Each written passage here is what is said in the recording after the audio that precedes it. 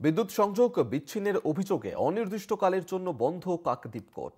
জজের বিরুদ্ধে কক্ষ ও তলা ব্যবহারের বাধার অভিযোগ দাবি মানা না হলে কাজ নয়, এমনটি কিন্তু তারা বলছেন। কোয়েল মণ্ডল আমাদের সঙ্গে টেলিফোনে রয়েছেন প্রতিনিধি। কোয়েল, ঠিক কি কারণে অনির্দিষ্টকালের জন্য বন্ধ করে দেওয়া হলো এই কাকদ্বীপ কোর্ট?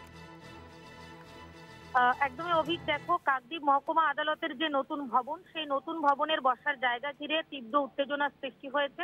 মূলত আইনজীবী এবং ল ক্লার্কদের মধ্যে এই মতবিরোধ চরমে পৌঁছয় এবং যার জেরে অনির্দিষ্টকালের জন্য কর্মবিরতি শুরু করেছেন আইনজীবীরা।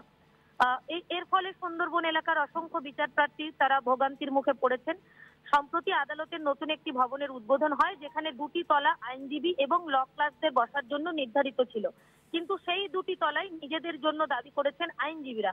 এর পাশাপাশি তাদের অভিযোগ, নির্দিষ্ট বসার জায়গায় হঠাৎ করেই বিদ্যুৎ এবং যে জলের লাইন সেগুলোকে বিচ্ছিন্ন করে দেওয়া হয়েছে। যে শৌচাগার রয়েছে সেখানে সেই শৌচাগারের সুবিধাও হঠাৎ করে বন্ধ করে দেওয়া হয়েছে। অন্যদিকে ল ক্লার্করা তারা অভিযোগ করছে, উচ্চ আদালতের স্পষ্ট সিদ্ধান্ত সত্ত্বেও তাদের নির্ধারিত তলাতে বসতে দেওয়া হচ্ছে না। আইনজীবীদের অবস্থানের কারণে কাজকর্ম কার্যত অচল হয়ে পড়েছে। পরিস্থিতি স্বাভাবিক না হওয়া পর্যন্ত কর্মবিরতি অব্যাহত থাকবে বলে জানাচ্ছে আইনজীবীর পক্ষ থেকে। সব মিলিয়ে বসার জায়গা নিয়ে বিবাদ আদালতের স্বাভাবিক যে কাজকর্ম সেখানে বড়সড় প্রভাব ফেলেছে। ভোগান্তির শিকার হচ্ছে প্রত্যন্ত সুন্দরবনের বিভিন্ন প্রান্তের বিচার প্রার্থী সাধারণ মানুষেরা। ধন্যবাদ কোয়েল তোমায়। কোয়েল মণ্ডল আমাদের সঙ্গে টেলিফোনে ছিলেন প্রতিনিধি।